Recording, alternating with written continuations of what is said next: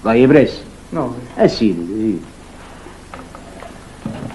Già, perché mezzo un broglio in una guerra, è vero, la delinquenza viene a galla, capocarratore, truffatore, circolazione con permessi irregolari, documenti falsi, E io mi ricordo sempre quello che voi mi diceste quel giorno, vi ricordate quando io facevo il morto? Voi mi diceste è sacrilegio toccare un morto, ma è più sacrilegio toccare un vivo come te, si sa. Questa gente è viva, questo popolo è vivo, allora cerca di arrangiarsi, si arrabatte, insomma, non può morire. O truffatore, si dà la sape fare, e voi dite va bene, ma truffato, ma insomma trovate un sistema, magari uno dice è simpatico. L'astuzia o il coraggio di circolare con un camion con i documenti falsi, eppure si può dire un uomo svelto, insomma, ha trovato un sistema, insomma, e quanta gente ha potuto sopravvivere per questi camion che hanno fatto sta borsa nera, insomma, e poi ha messo pure a rischio la pelle, perché in coppa una strada provinciale si può pigliare pure un colpo di fucile, è giusto?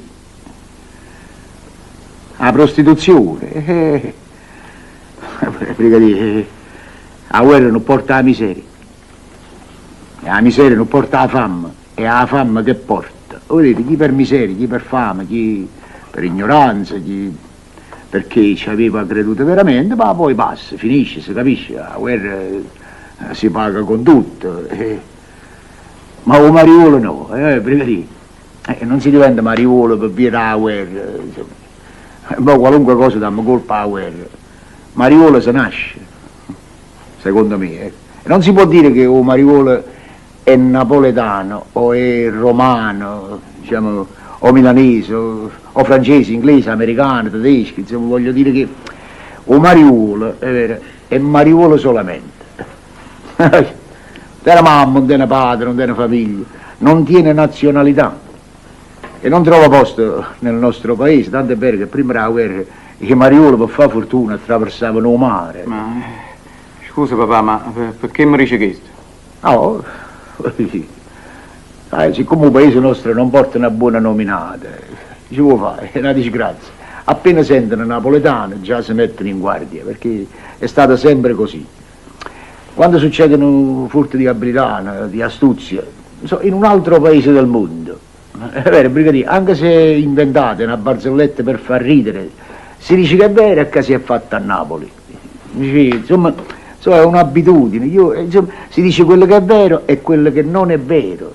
È vero. Insomma, per esempio, non sapete niente, a Napoli è sparito un piroscafo con tutto il carico.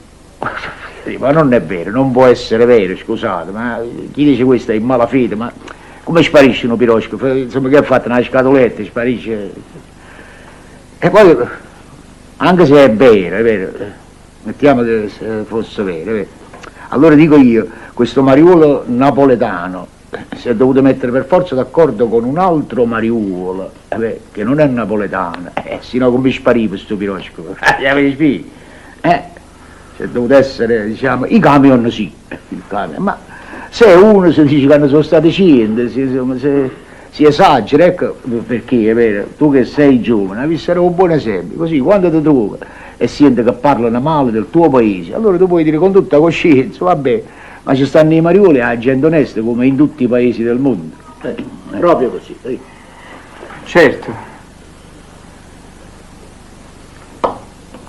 Basta, papà, io vado. Va.